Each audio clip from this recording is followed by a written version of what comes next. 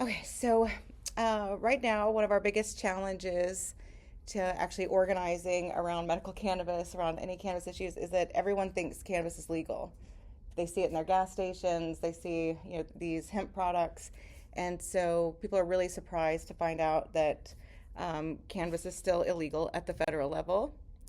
But the charges for cannabis at the federal level are severe, and just because they haven't enforced them for a period of time, doesn't mean they're not just sitting there. And so, anyone who's running a dispensary is basically facing 85-year mandatory minimum when you add up all of the conspiracy charges and something called kingpin laws. So a lot of people don't remember this history because, you know, from the beginning, we actually saw federal interference around these cannabis laws. So the first one that passed in 1996, the Clinton administration came out and said that they were going to prosecute any doctors who wrote a recommendation.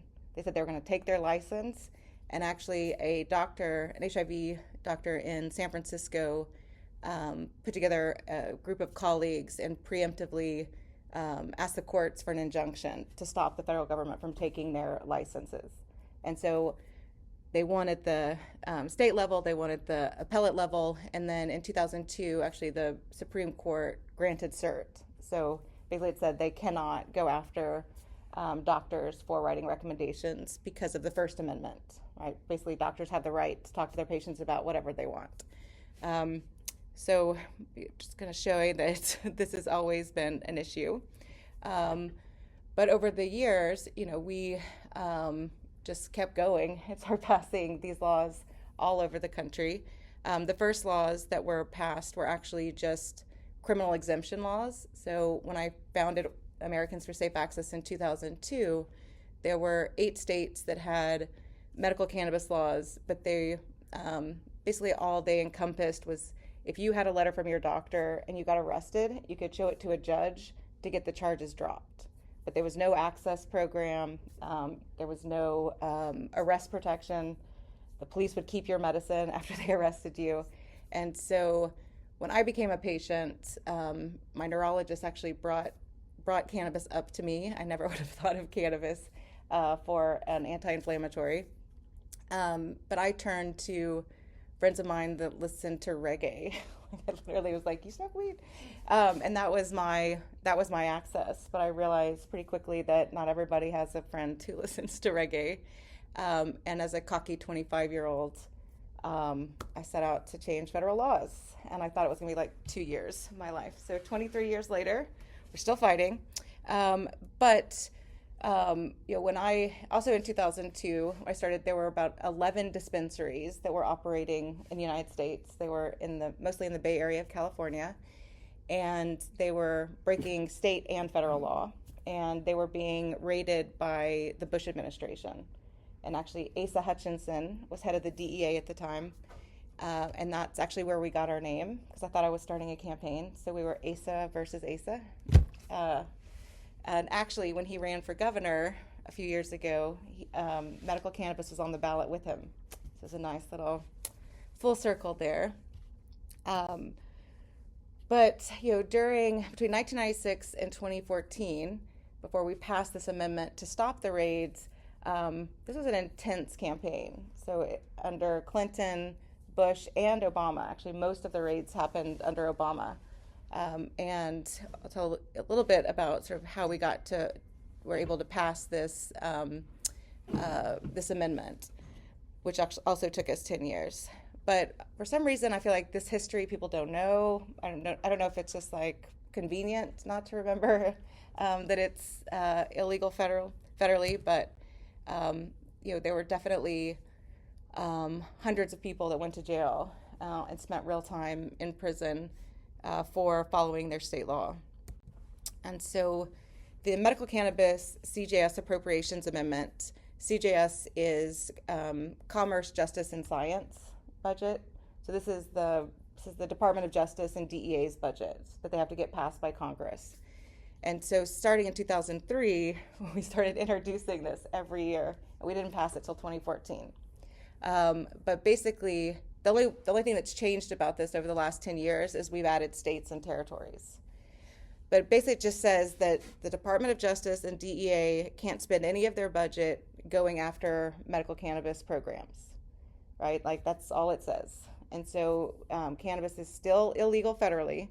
The Department of Justice just is barred from spending money enforcing those laws. So this is really bad policy, right? Like, this was meant to be a ceasefire. Never in my wildest dreams did I think 10 years later we would still be trying to get this thing introduced, and not just working on a federal medical cannabis program. So just to give you guys an idea, the road to get to those protections was intense, right? Like, we had to do a lot of public education because people just thought, oh, these people are breaking federal law, they should go to jail. And before I started ASA, some of the headlines were federal law trumps state law. And so we actually organized patients and all of the dispensaries, local governments, doctors, and created a program to make sure that every time the DEA raided one of these facilities, the day of, there was a protest, and we owned the message. So preemptively, we actually organized this event where we served the DEA with cease and desist orders. I mean, obviously it was just political theater, but said, like, just be on notice. So we did this in 55 cities across the country. That's actually me shutting down the state courthouse, the federal courthouse in San Francisco forever ago. And then people also shut down the Department of Justice in DC. And we just wanted to own the message, right? Like, put patients at the forefront of this issue. But the other sort of scary thing about federal medical cannabis laws, or cannabis laws, is that patients can't actually bring up the fact that they were following state law in federal court. So there is no defense in federal court for following state laws. So all the jury will see was that you were growing pot, that here are the receipts that you were growing pot, it is illegal, and that's what they have to convict you on, right? And so they're like, there is no defense for patients. So we ran these ads across the state of California when people were being prosecuted. That's my good friend Mike Gray, who passed away, who designed those ads. So I just like to keep him in my presentations. So what we did is we actually went to every dispensary, every cultivation site, every manufacturer, and did these trainings and basically taught people what to do during a raid, but also what to do if they're like walking down the street and they have a police encounter. It's basically just a lot of practice to say, I choose to remain silent. I want to speak to an attorney. Because a raid is just it's called dynamic entry search warrant. So they're basically delivering a search warrant because they don't have enough money to arrest you yet. And the dynamic entry is so that you don't shoot the police or, I don't know, flush marijuana down the toilet, which I'm sure that's a little hard, right? But that's what those are. And so to make sure that people felt safe while they were being arrested, while they're being detained, and didn't basically turn state's evidence on people, was that they knew the tactics of police that they would use, like good cop, bad cop. They would tell them, that the owners were really into child porn. This wasn't really about patients, all those horrible tactics, but they were ready for them, and they knew to choose to remain silent. But we also asked them, like, do you need us to do anything while you're being detained? Like, do you need us to call someone to pick up your kids? Do you need us to, go let your dog out? Do you need us to water your plants? Like, whatever we could do as a community so that they could get through that experience the best they could. We also have guides so that managers can talk to their staff about it, make sure their staff knew that they had lawyers for them, right? That it wasn't just the owners and the management that had lawyers, but that they were going to protect staff. So it was a shit ton of work. I would just say that. And so on top of that, we also had a raid response, which people signed up for. In the early days, it was a phone tree before we had texting. Yes, I started this before. I mean, we did have cell phones. We didn't have carrier pigeons, but we didn't have text yet. But we evolved into text alerts, and so we had members of the media, everyone's support system knew to be on this raid alert system. People would call us if there was a raid, we would verify it, and then we would send out an alert. And we all had these signs in our cars, that we would go straight there and start protesting. And the press would be there. It kept people safe during the raids, right? But it also, in a way, the DEA was doing our PR for us, because everyone's like, oh yeah, that's not what we want our marijuana laws to do, right? And so, but we did this 500 times. It was exhausting, right? I slept with my cell phone next to my head for over a decade. And so we had all sorts of, public awareness campaigns. Then for the people that were prosecuted, we also had to do court support. So for every person who was prosecuted, we actually filled the courtroom. We had people outside, not necessarily talking to the jury, but maybe trying to get their attention a little bit, but had to be very careful not to be tampering the jury. But early on in 2003, we actually had a case where this jury was like the best jury ever. They didn't look at any of the news, and they convicted a man by the name of Ed Rosenthal. And when they went home and looked at the press from the week, they realized it was a medical cannabis case, because they had no idea. None of that was allowed in court. And so we had stood outside the jurors' room and gave them our cards and said, go home and read the press and then give me a call. And so the first time in U.S. history, the jury, we had a press conference the next Monday, and they demanded a new trial. They said they were duped by the federal government. And so that slowed down prosecutions for a while, right? They're like, we do not want another black eye. So what we started seeing was smash and grabs. But so 2003 was the first time we introduced this legislation. And then we just did raid responses. We had to sue every agency in the states, actually, within the states, to have them implement the laws. So we weren't just fighting the feds. States kept saying, oh no, this is illegal federally, so we don't have to do it. San Diego County actually was our savior, because they didn't want to implement the ID card program in California. And so for some reason, they went to the federal courts. It was in the 4th District. And they said, federal law does not trump state law. If feds can charge you for federal law, but you can't, it doesn't preempt state law. So you actually have to follow your state law. So that, from that lawsuit, we were able to make all the states start implementing their laws. But it was not a walk in the park. In California, we had to sue everybody. California Highway Patrol. So just raid responses. Oh my God, it was 500 of those, right? So then Obama gets into office, and we think everything is going to be great. And his Department of Justice puts out this memo and says to his U.S. attorneys, this should not be a priority. But this was also during, there was a recession happening, and there was a lot of consultants and lawyers that kind of misled people and said that Obama wasn't going to prosecute anyone, the water was fine, everybody should open dispensaries. And so it was a mess.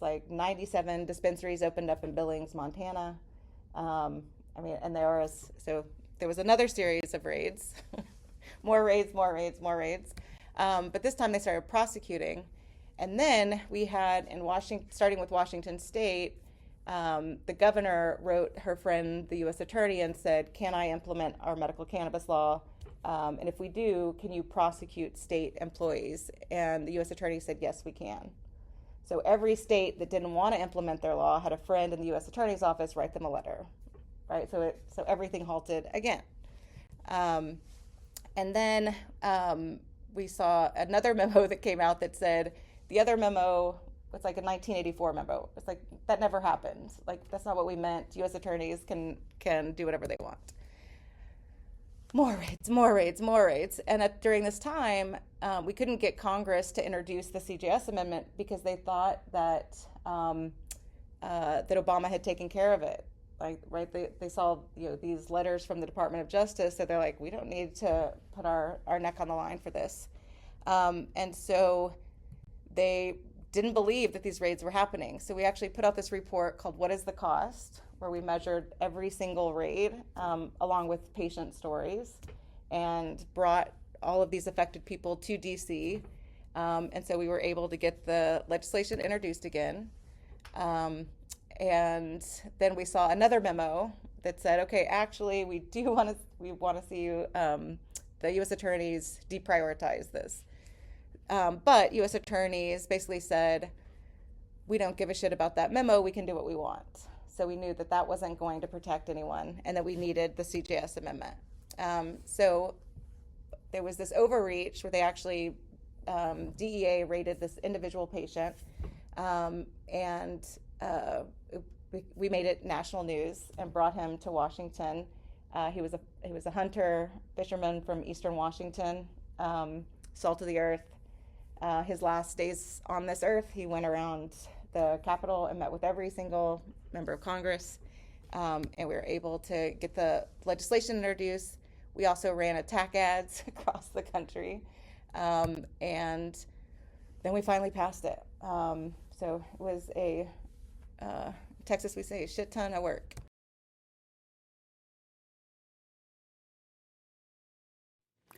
Hello, Americans for Safe Access. Welcome to the National Medical Cannabis Unity Conference and Lobby Day in Washington, D.C. I'm so honored to be named one of ASA elected officials for the year 2014. It's wonderful that you care enough about this issue to travel across the country to learn more about the science of this medicine and advocate for it with elected officials. Today, 23 states and the District of Columbia have comprehensive medical cannabis programs. 17 states offer some legal protections for patients, and 285 million Americans could benefit from this treatment option. With so many Americans affected, this is an issue that Congress can no longer ignore. This is the fourth year medical cannabis patient advocates have traveled to urge their representatives and senators to support safe and legal access to this very, very important medical therapy. And you know what? We're beginning to see that effort pay off. When ASA held its lobby day in 2013, the federal government was actually arresting and prosecuting individuals simply for following their state medical cannabis laws. The Rohrabacher-Farr Amendment, which prevents these sorts of prosecutions, hadn't come within 50 votes of passing in the House and wasn't introduced in the Senate. Shortly after the second patient advocacy lobby day of ASA held, the House passed the amendment. I was the chair of the Appropriations Committee, and I was able to keep it in the final bill and was signed by President Obama.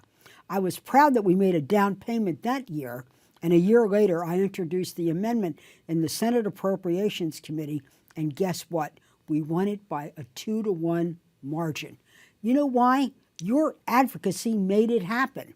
Now we have the CARES Act, the most comprehensive medical cannabis bill to be introduced in the Senate. I signed on to it because it goes to barriers to research and prosecution of those abiding by their state medical cannabis laws. And there's growing support in the Senate for medical cannabis, but there's still a lot of work to be done. Patients and families like you who come to Washington, engage in the process, work with Congress, sure play a vital role in passing legislation. We're closer now than ever to passing comprehensive medical cannabis reform. Let's just do it.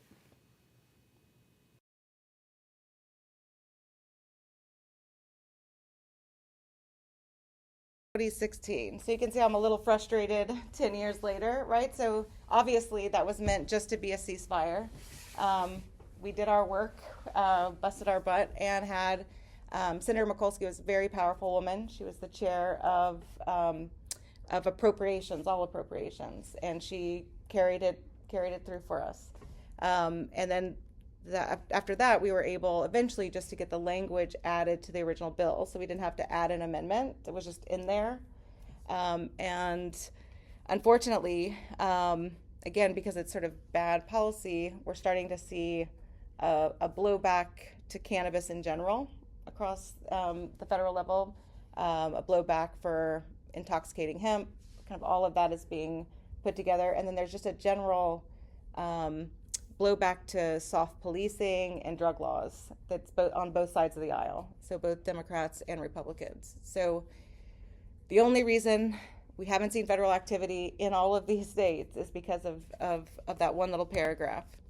And so when we saw the president's budget, he did not include our amendments in there. So in the language that Trump has recommended, it did not show up, right? Which means that we're potentially going to have to fight for it. So this is the same language that he's done, I think, twice before. He made special word to let it go, to make sure that it was. No, he's always taken it out. Yeah. We just got it. I'm going to show you the difference, right? So something that happened around the rescheduling petitions was something we worked years to move forward. Was that when we heard from HHS that they saw that there was currently accepted medical value and suggested Schedule 3, there was a lot of misinformation, right? Everyone kept saying like businesses would be able to deduct their business expenses, which is not true, because those businesses would still be illegal. They said it was a political move by Biden to get reelected. And so this false information that was really being pushed by publicly traded companies to jack up their stock really took over the headlines. So imagine how frustrating it was for us to be working on this for 22 years. I don't know why I'm laughing. It's really sad. I guess I'm trying not to cry. The announcement that the Department of Justice was moving forward with Schedule 3 happened in March of 2024, and we could not get a story about patients, about how this would impact patients, until September 2024. And so what happened was this created, this space for anti-cannabis lobbyists. So I'm sure you've heard of Smarter Approaches to Marijuana. This was a dying organization before last year.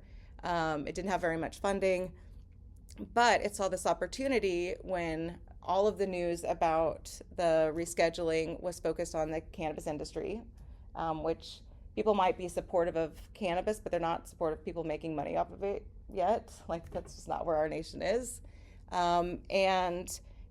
Sam used this as an opportunity to create a wedge and to really bring partisanship back into cannabis policy. So before last year, we had really made cannabis a bipartisan issue at the federal level. I mean, definitely some of the states, it definitely was more Democrat than Republican. But as far as leadership, as far as who was pulling things across the line, like Congressman Moore here, when he was a representative in West Virginia, he's the one who introduced the medical cannabis law. So what this meant was, and where we saw this move forward was in July, we saw this letter come out from 25 Republicans, basically admonishing the Department of Justice for proposing Schedule 3. And I'll tell you in a second why that is important.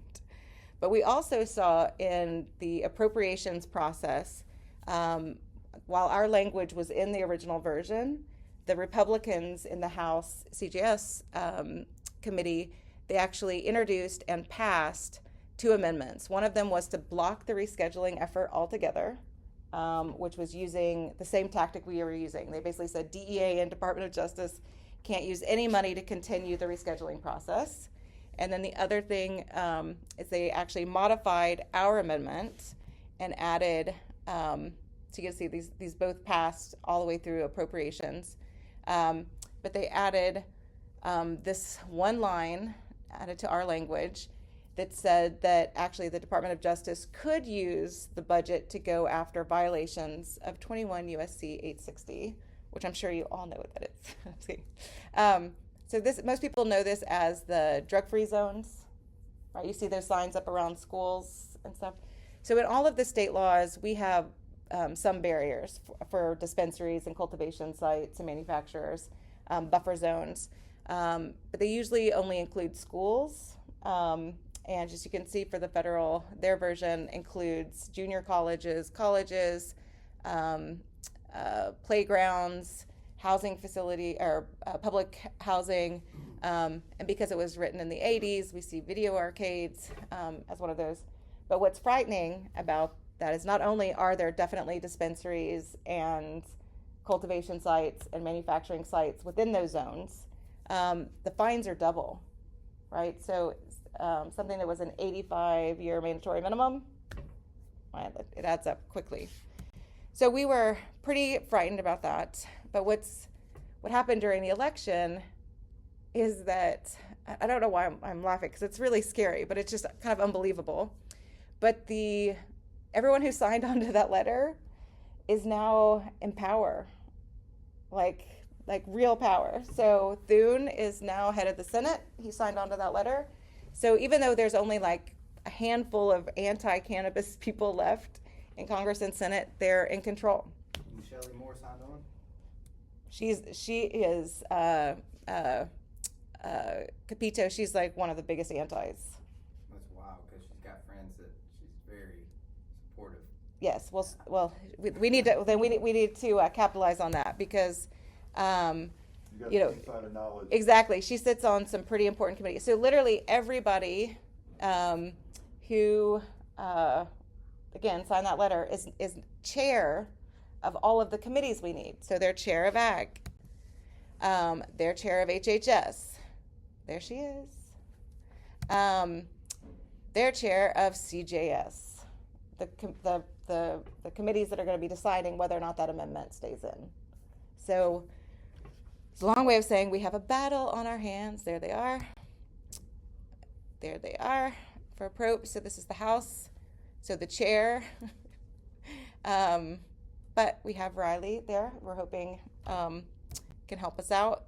And then for Senate, I'm less worried about the Senate, because we do actually have two Republicans, Collins and Murkowski, who vote with us on cannabis issues. And actually, this isn't just for my West Virginia presentation. I'm actually talking about Riley everywhere, because he is sort of, I was very excited when he got elected, looking at our larger legislation, our comprehensive legislation. But he also has, as an ambitious man he is, got himself on the CJS Appropriations Committee. So he can play a leadership role for Republicans on that committee. And if you don't know what he did here in West Virginia, he played a major part of being a whip for the legislation, got the votes, passed it. And then after the governor actually wasn't going to sign it, and the day that the governor finally to sign it, on the front page of the New York Times, there was an article about funerals in West Virginia being delayed 6 months because they couldn't get enough coffins here for the opioid crisis. And the governor at the time held up that newspaper and signed the bill. And so then it was like implementing it, as you all know, could take a long time. And there was a hang up with the treasurer, and this was actually an op-ed that Riley wrote to pressure the treasurer to allow the program to move forward. So he wasn't just like on the sidelines; he was definitely a champion for us. I'm trying to write, his name's on the tip of my tongue. It's in. I'll send you this op-ed. It's in there. So it was, I think it was 2019 when he wrote this. So yeah, I'm not gonna, it's not my instant recall. So there's also, there was before the election, everyone's like, Trump is going to take care of cannabis. He's going to reschedule it. He made comments about how he was going to vote for cannabis legalization in Florida, which he probably didn't. That was just a jab at DeSantis, because he was actually running the anti legalization campaign.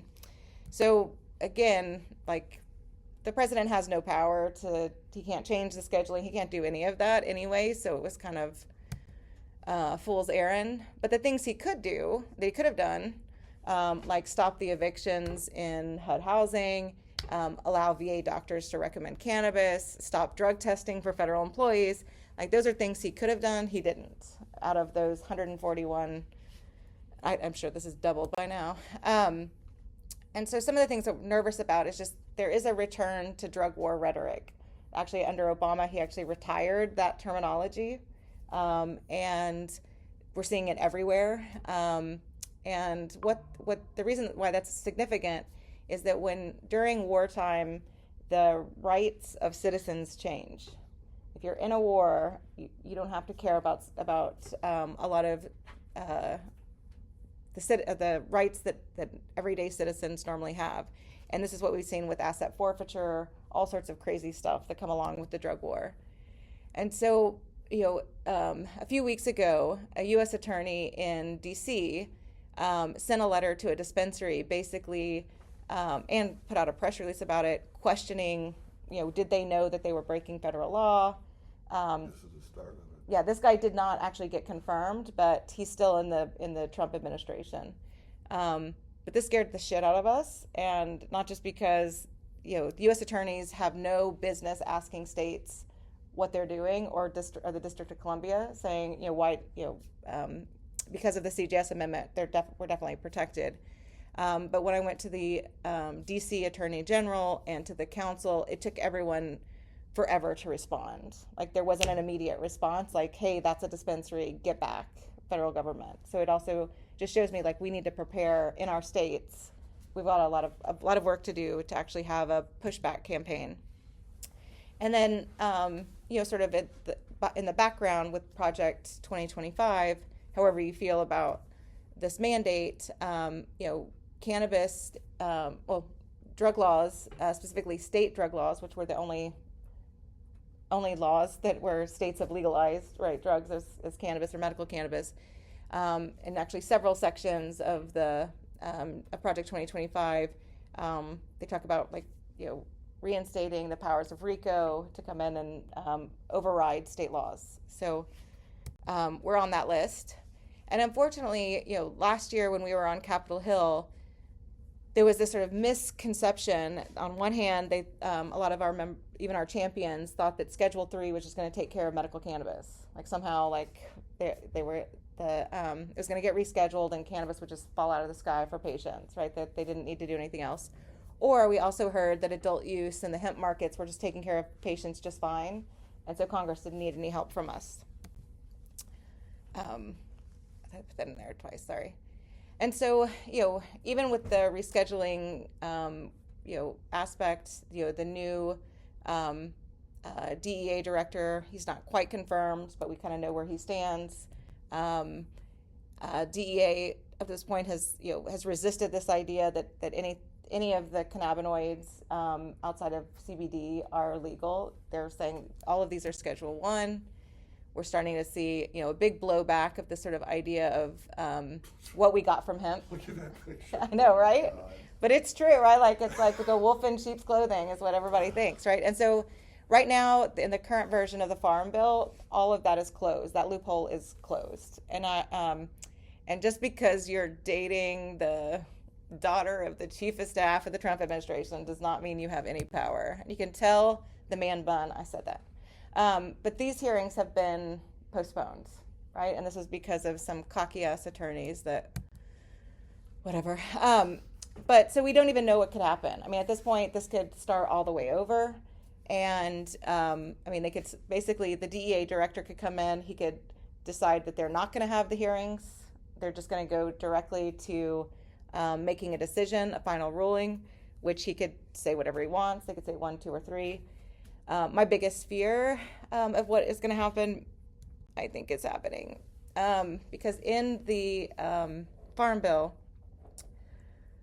this is the worst. The Farm Bill, there's this language that instructs the HHS Inspector General to basically look over HHS's findings for currently accepted medical use and see if they were correct. And so what could happen is the inspector could come out and say, no, this is not correct, like what the findings that HHS and FDA came up with, and then it's over. There is no rescheduling. It doesn't advance. There's no, if HHS doesn't have the finding or recommendation to Schedule 3, then it's over. Does that make sense? High-level stuff. Yeah, it scares the shit out of me. So, again, back to Trump 1, he appointed the Keefler Elf Sessions who was very anti-cannabis. And so we all assumed, like, this man's getting in, he's going to take down cannabis. So one of the first things he did is he took down the Cole memo and some of the protections, but he was blocked by doing anything because of our CJS Amendment. So we were getting all prepared, right? This was actually a presentation I was doing, like, hey guys, remember it's illegal, right? Because everybody was like, oh, this is not going to happen. Just reminding people this was the only protection, right? So yeah, so a similar presentation, but shorter, that I put out to folks saying, like, okay, this is what we're going to have to do again. We got to get all this shit ready. Oh my God, I really hope we don't have to do this again. It's so much work. But thank goodness, Sessions messed up and pissed off Trump around the Russia stuff, and so he stripped him of all power. So he basically was like, I know you really hate pot, and he's literally just like, sit over here, I'm not gonna let you do it. So everyone should send a thank you card to Putin for that. And so, and I'm not gonna spend a lot of time on this, just know this is in this presentation because I'm gonna give it to you, but a lot of the rhetoric around the rescheduling right now is about the fact that somehow Biden inserted some political thing into this process, right? And so what the sort of messaging that we're putting out is that actually, if you look at what happened between the two rescheduling petitions, because you can see here, like the DEA kept saying, we like what you said in the last rescheduling, right? They kept saying to HHS, we like what you said in 2015 when you said it shouldn't be rescheduled. And they keep referring back to that time. And so instead of, going back to the pyramids to talk about the medical use of cannabis, we're encouraging people just to say, look, you can actually, maybe you can even agree with the findings that HHS had in 2015 and agree with what they said in 2023. Because this petition was filed actually in 2011, and a shit ton of stuff has happened since then, right? So this is what the last rescheduling petition, this is what medical cannabis access looked like, right? And so obviously we have learned a lot. We've created product safety protocols. We actually have these programs in the states where there's an evaluation to add conditions, and actually HHS has said one of the reasons that they didn't think that just doctors writing recommendations was enough to show currently accepted medical value. So part of our strategy was we added these expert reviews. And so in 21 states, they actually added these 65 conditions with experts actually reviewing the research beyond just like the political campaign to create these allowances. And this wasn't like crazy cuckoo people, right? This was happening with health departments. And this is what upheld, this is what the DOJ's Office of Legal Counsel upheld HHS's analysis of currently accepted medical use was based on the fact like this is more than just a political campaign to let doctors write recommendations. So I'm just gonna let you know this is on there. So we have just saying like so much has happened, right? We've changed the scheduling at the federal level. Our biggest opponents actually passed a research bill. There's dosing guidelines. So all of this has happened, right, since the last rescheduling. So you could agree with them in 2015, right, that there was not currently accepted medical value, and then look at everything that's happened and say, actually, now there is accepted medical value. So we're also just encouraging people in their advocacy when they're talking to members of Congress. You don't have to go back, to the pyramids and be like, they were using cannabis since the beginning of time. You can actually just start in 2011 and say, okay, in between this time, this is what's happened. And I think, the other part of this is just looking at, what is actually really political. Actually, not allowing patients to have medical cannabis is actually what's political. Starting with the AMA, actually lobbying against the Marijuana Act back in 1937. the arguments for it were this like crazy racist guy who was like, this is literally why cannabis was made illegal. And who did Congress listen to, right? So we saw this again when cannabis was scheduled. There was a commission that was created under the Controlled Substance Act to look into cannabis. Nixon said, I'm not going to listen to that commission, no matter what it says. The commission said, like, yeah, it should not be, it would be ridiculous to create laws against people using it. Everything you're saying about it isn't true. So if that's really why you're making it illegal, you shouldn't. And it was ignored, right? It stayed in Schedule 1. Robert Randall, DC, he actually fought for medical necessity after he was arrested for growing cannabis for glaucoma. He actually won that case. His charges were dropped, and he created there was a federal medical cannabis program. There he and a few patients received this medicine. It was working, and then Bush was like, you know what, this really doesn't work with my war on drugs messaging, and so it was closed down. So the last rescheduling petition that went to an ALJ process, the judge said that cannabis in it is completely safe, and that it would be unreasonable, arbitrary, and capricious for the DEA to stand between those suffering and the benefits of the substance. And they're like, yeah, no. So what's political? I mean, like, it's kind of, so just making sure people have that information. And then we see people who are coming out against this rescheduling. This woman, Bertha Madras, she's like the only woman they have. I've debated her in Geneva. I mean, she's really like the only anti-person they have. It's this, anyway.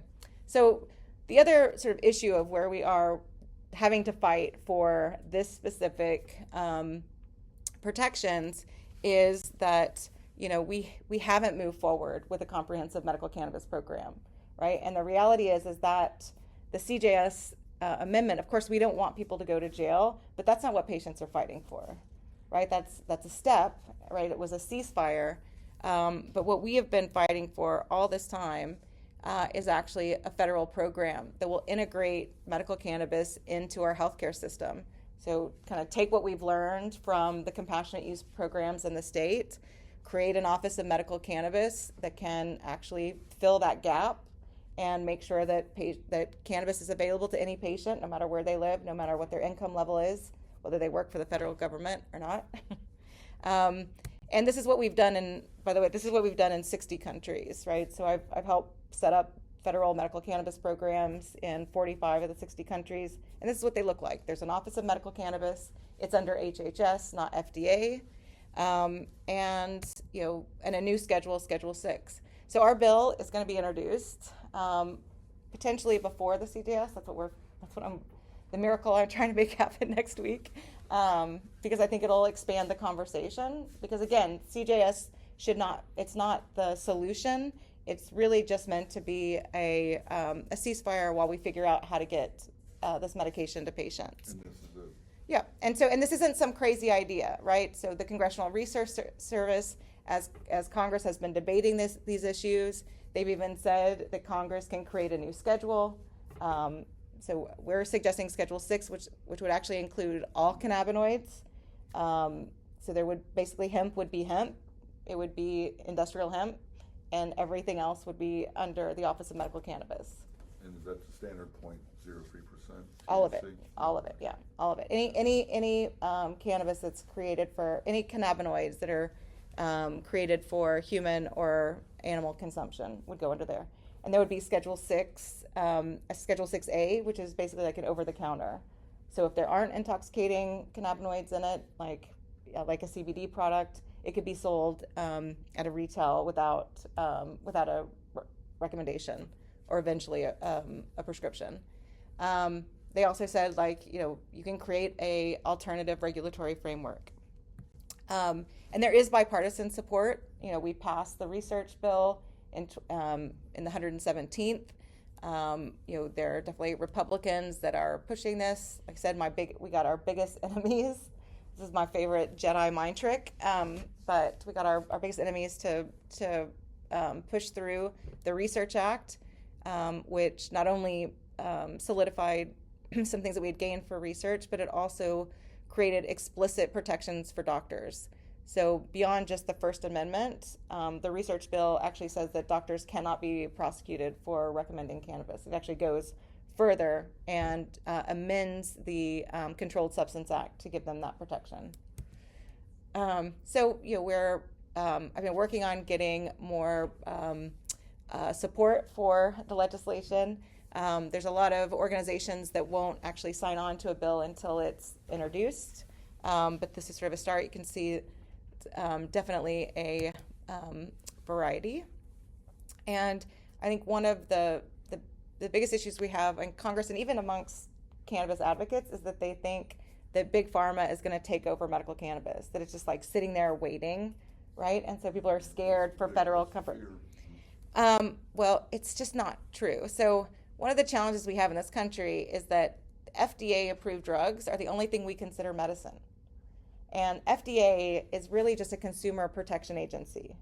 The only reason that they evaluate drugs, medicine, is because they had to figure out a system for health claims. So if a label says this does this, right, that's how they created the FDA approval process. But at the end of the day, that's what they are. They're not a health agency. They are a consumer protection agency. And so we know that this is not an appropriate avenue for cannabis or other complex botanicals. And so when thinking, this is me sort of inviting people, when you think about the history of cannabis, you can't just think about the prohibition of cannabis. You can't just think of the war on drugs, because you also have to look at the history of herbal medicines in this country, right? You probably hear people say, people say that cannabis was removed from the U.S. Pharmacopoeia in 1942. Probably like every presentation you've ever seen says that. But what they don't say is that actually 200 herbal compounds were removed from the U.S. Pharmacopoeia at that time. It wasn't just cannabis. And in fact, people might be really surprised to find that these herbal products are just now making their way back on the U.S. Pharmacopoeia. So St. John's wort, echinacea, they just came back onto the U.S. Pharmacopoeia in 2004, 2012. So this isn't just an attack on cannabis. It's just how we treat herbal medicines in this country. Yeah, that's the bottom line right there. But there's also a reality of like just the limitations of scientific discovery and drug development, right? And so, people think that cannabis is like this like it's so crazy, right? That we have an endocannabinoid system, but if you I think something I'm really trying to get across is that cannabis is actually a pretty modern medicine. When you look at like morphine, for instance, which and Oxycontin, all the drugs made from opioids, they've been on the market since 1804, right, when they were first isolated. But we didn't actually learn about the endocrine system, right, your endorphin system that they interact with until 1975. So like all this time, people were taking these drugs, but doctors and scientists, they didn't know why they were working. They didn't know why they were stopping the pain.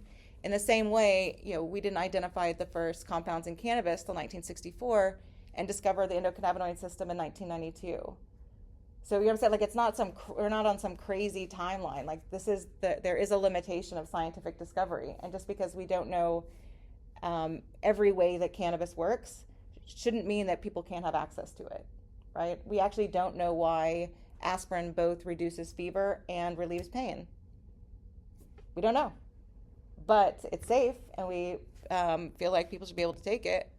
So the other sort of obstacle and why we need a federal medical cannabis program for this to move forward is that there is not a pathway for complex botanicals.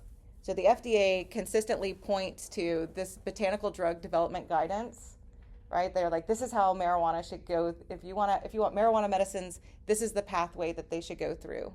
But even within these documents, they say the agency recognizes that there are technical challenges determining these, right? They're literally saying that unless it is a single compound extraction, you're not going to make it through this process, right?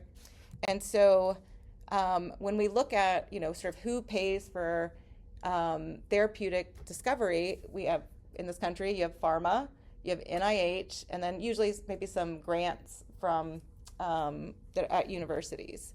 But this idea that big pharma is coming in, it's just not realistic. I mean, part of this, I was in Europe, I had a center of excellence for cannabinoids, cannabis and cannabinoid studies, and we were talking to all the pharma agencies. And the truth is, pharma isn't interested in making a profit.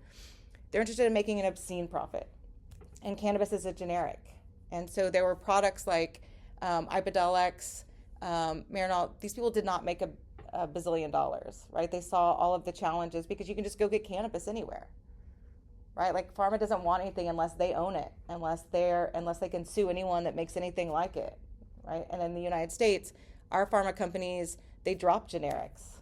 They don't even deal with them. So they're not going to spend $2.6 billion to develop these products, right? They're not going to do that. And the other thing to note is that pharma doesn't actually develop drugs on their own. For every drug that pharma puts out on the market, they actually depend on about $1.4 billion of NIH research, like preclinical, like almost like matching funds. So that hasn't happened for cannabis. There has been $1.4 million spent by these agencies, but it's to find out the harms, right? Like that investment hasn't happened. So it's a long way of saying like pharma, like there is no pharma coming on the way. And we also know that patients don't like those products. They don't like the single compound extractions. They don't work as well. And the reason is that all of these cannabinoids, they actually work as multi-target medicines, which are like a gold standard, right, in pharma development, but it's the most expensive kind of drug to develop. And actually most of the drugs that have multi-duality in the body, they discover by serendipity, like Viagra, right? That was developed as a heart medicine, and they're like, oh wow, what's that? And so this isn't something crazy to the United States. Like there is a worldwide trend of looking at botanicals because the single compound approach to medicine isn't working. We actually don't, there's all these complex diseases we're seeing, chronic pain, all these issues, and we don't know how to treat them. And so I think this is a long way of saying, like, when you look at cannabis, it's a square peg round hole. That's part of why we went to the States in the first place, was that there was no pathway to move forward. Back then we were talking apples and oranges to healthcare professionals. But then we did our work and we created the product safety protocols. We did all these items. So right now, what we have to do is reach out to our members of Congress and tell them that patients could be in the crosshairs once again with these federal laws. But when we do that for this campaign, instead of just talking about federal raids, talking about law enforcement, there's an opportunity to talk about the long-term goal, right? That this is a ceasefire with a goal in sight, and it isn't just passing this damn thing every year. That we actually want to see a program, and so we're doing these events all over the country. I'm attending the ones that are in very key districts, but we're also for folks who can't make it to DC or can't make an event. We've created this campaign where people can upload their stories with a photo, and we basically lay them out like this and take them into their members' offices for them. It's a way for us to have more power in DC to say, like, it's not just me, this girl walking around halls, but these are my constituents in your district. I'm here representing them. So this is something like maybe dispensaries can put out for your patients to get more patient stories to DC about these issues. For the legislation, I have been presenting that bill over the last year and a half, a couple times a week. And so I've put together this very elaborate, frequently asked questions. So every time I get a good question in those, I've put them together. So this is on our website. And so literally, if you're talking to folks about this legislation, or like, wait, what's that question? Most likely it's here. If not, you can just email me and I will answer it for you. But we also, through the Safe Access for All campaign, we have all these resources for Congress. So we have like one-pagers, we have presentations, we have a petition right now we're getting signatures for advocates. We have tools to teach them how to talk to their members of Congress. We have an endorsement campaign trying to get organizations to sign on to the legislation and to the campaign. This is a sign-on letter. Yeah, this is me just showing, like, we have a ton of resources, so you don't have to feel like you're alone. Like, this is all here. It's we have these kits all ready for you to take, and lots of ways for you to engage your representatives. You can do our sort of pre-done actions, or all you need to know is your address and zip code, and we have their email addresses, but also their social media handles. We have presentations you can give similar to this one, so you can just download it yourself. Tell your friends and family. I know that's what you like to do on a Friday night. And then also just know that we have all these new materials to really frame this issue again and remind people that this is a needed medicine. And so I'm not going to go through each of these because you all know them, but this is why we're here, right? Like, if we had an answer to any of these things, then we wouldn't need medical cannabis. And I might have a retirement plan. Just kidding. But these are In West Virginia, these are pretty serious issues. And the reality is that there's a consensus that there is a scientific consensus around cannabis supporting these conditions in places where there are not other solutions. And so how can you tell a patient who is suffering too bad when we know that this product is here, that it's cheap, that it's having a great impact at the state level, and now is the time to go back to this conversation, right? I think sometimes people just assume everybody knows medical cannabis is good for people, but the reality is that they don't, and they think that if it was medicine, pharma would figure it out. But these are great. This is like the biggest research project ever with 6 million people, right? Like most FDA-approved drugs go on the market with clinical trials of 500 people. So I think this is, this came from FDA, from their Center of Drug Evaluation and Research, and I think this says it all, right? Like we know that there's no risk associated with cannabis that justifies keeping it from people. So that is what we're doing. Like I said, I'm going to send you guys this entire presentation so you have it and are able to give this to your communities. But now's the time to remind people, like, this is still illegal. We still have a fight, and unfortunately, it's going to be patients that are going to be caught in the crossfire. So I'll stop there.